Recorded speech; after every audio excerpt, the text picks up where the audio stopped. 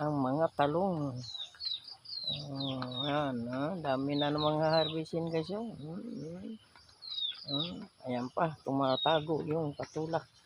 Ayan, yan Yan, may patula pa guys. Ayan daming nga harvestin na naman. Uh, uh, uh, uh, uh, ano?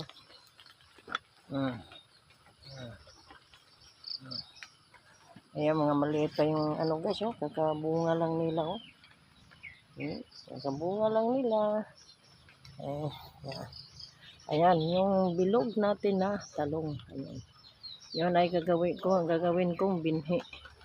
Bali 3 ang gagawin kong binhi kasi marami pa siyang mga buko o maliliit na talong.